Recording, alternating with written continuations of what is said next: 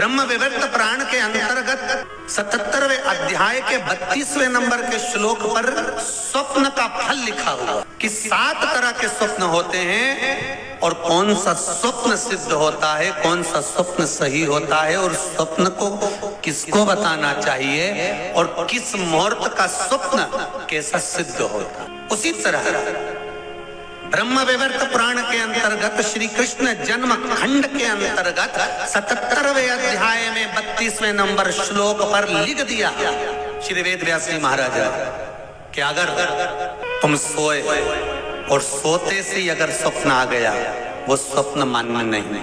रात्रि को सोए, रात के समय मध्याह्न में स्वप्न आ गया मान्य होगा, पर वो तुम्हें याद नहीं है, स्मरण नहीं है तब। और फिर कहा ब्रह्म मुहूर्त में अगर आपने कोई स्वप्न देख लिया और स्वप्न श्रेष्ठ है, किसी से नहीं कहा, तो वो स्वप्न 2.5 महीना 3 महीने में सिद्ध हो जाता है, सम्मुख में प्रकट हो जाता है। उस स्वप्न की महान दिन में देखा हुआ स्वप्न कभी सिद्ध नहीं होता। स्वप्न में किसी मरे हुए व्यक्ति को देख लो, समझ लो कि आज कोई अच्छा काम होने वाला है। किसी अपने व्यक्ति को मरा हुआ देख लिया, समझ लेना उम्र बढ़ गई। तो इसका मतलब ये नहीं है कि तुम शमशान के पास घर बना लो। हाँ, तुम्हारा क्या भरोसा, तुम सोचो सीहोर वाला महाराज बोला है कि मुर्दे को देखो तो काम सफल होता है। तुमने कहा अपन मकान ही शमशान के पास बनाएंगे, अपन तो प्लाट में ही खरीदेंगे, तो वहां से रोज आता जाता मुर्दा ही मुर्दा दिखेगा।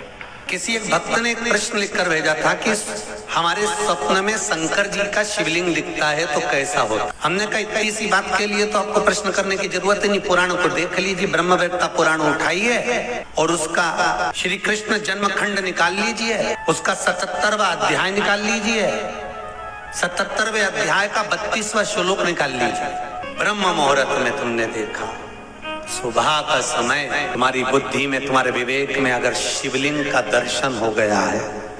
जिस बच्चे ने प्रश्न करा है, अगर वो कथा सुन रहा हो, वो कह रहा था कि हमारे गांव में लाइट नहीं रहती तो टीवी नहीं चलती, इसलिए मोबाइल पे सुनते हैं। तो मोबाइल पे अगर सुन रहे हो बेटा तो ध्यान करना कि अगर ब्रह्म मुहूर्त में शिवलिंग का दर्शन किया है तो जिस कार्य में आगे बढ़ोगे उस कार्य में तुमको मात्र 3 महीने में सफलता प्राप्त हो जाएगी। अगर शिवलिंग का दर्शन है, शिवलिंग का दर्शन मात्र चाहे स्वप्न में हो चाहे हकीकत में हो, जीवन की सफलता देता है, सफलता प्रदान करता है। शिवलिंग का दर्शन अगर आप स्वप्न में भी कर रहे हो, शिवलिंग का दर्शन आप अगर हकीकत में भी कर रहे हो, वो आपको फल देगा।